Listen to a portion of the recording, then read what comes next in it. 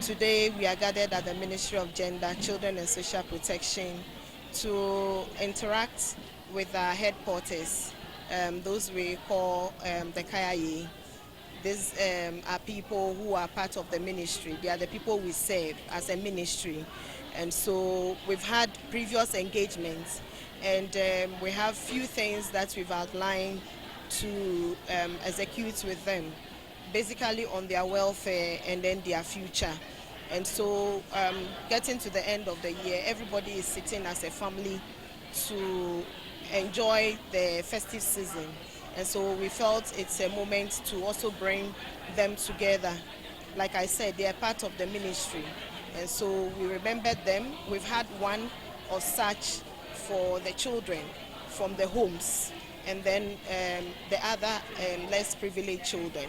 And so today we felt that as a ministry we needed to engage them, to also let them know what opportunities or what lies here by way of our mandate and service to them as a ministry. And then also, you know, during the festive season, people get excited and all manner of things happen. They are one of the most vulnerable people when it comes to abuse, whether from their clients or from where they live or stay. And so we made them understand by way of teaching, like a workshop, what they need to do when somebody tries to trample on their rights. And they've been exposed, they know what to do, the first point of call, the toll-free numbers, and then how to help not just themselves but the others they live within the community with.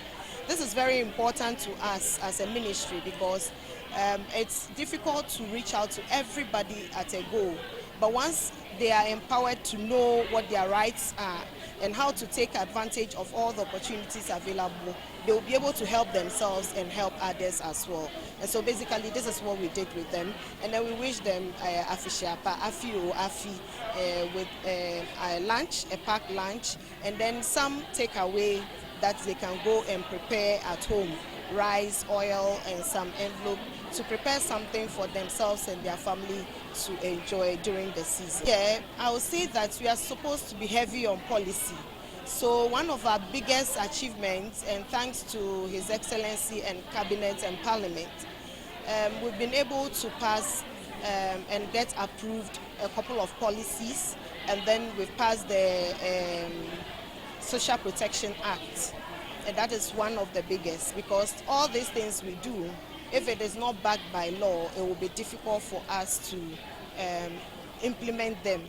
But once it is backed by law, it is not a matter of privilege anymore, it's a right. So the passage of the Social Protection Act, which coordinates all of the social interventions in the country, gives us a leverage to be able to say this that has happened, these are the collaborating institutions or agencies that we need to work with, and that is a big one for us. In terms of policies, we have the domestic violence policy approved by Cabinet, early childhood care and support, early childhood care and development policy also approved, and then we have the national gender policy also approved.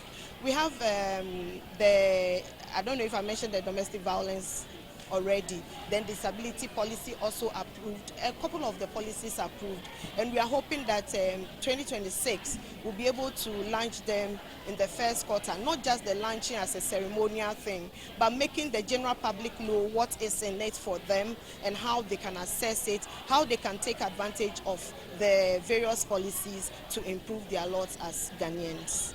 The ministry, thanks to the media, thanks to the general public, has been more proactive in terms of handling domestic violence and sexual abuse and all forms of abuses and even trafficking. You will realize that most of those things, like I keep saying, borders on people's future and emotions, and so we were careful how we handled them. But once the public give us information, we collaborate with the states, other state institutions like the police or the CID, specifically DOFSU, to ensure that the perpetrators are brought to book, and then the victims are saved and kept safe. And so this year you realize that we've been a bit more proactive in attending to those issues. Those that don't want it to go public, we make sure we preserve their identity and it remains confidential as such. We are hoping to improve on that, working with others, the communities, the opinion leaders, to ensure that these things don't happen before we attend to them, but there's enough information that even in the bedroom, someone can step out and go to the nearest police station or the district assembly to a social welfare officer to say that I have been abused. The one that we are still struggling with for people to understand and know how to report them is the emotional one, the psychological one, because that one doesn't come with any form of physical harm. And so when people go, how to even report them is a huge problem. But we are trying to not only let Ghanaians cope, but also find support and help. And that is why we make our toll-free numbers available to the citizens. One of the top priorities, in line with the vision of His Excellency John Dramani Mahama, is getting the shelters built. And as we speak, we've made some inroads, and we are hoping that the first quarter will see some sword cutting and structures coming up across few areas in the country, and then we'll start putting up the shelters. Because whether it's a trafficking issue or abuse issue, you need to keep the victim safe first. And if it is even a transit quarters, you need to keep the person safe before you identify which community the person comes from or which country the person comes from, for their respective countries to take responsibility. And so we are working hard towards that to get the shelters built. And then I also said, it is not good enough to have the laws. The implementation of the laws are as important as having them done or formulated.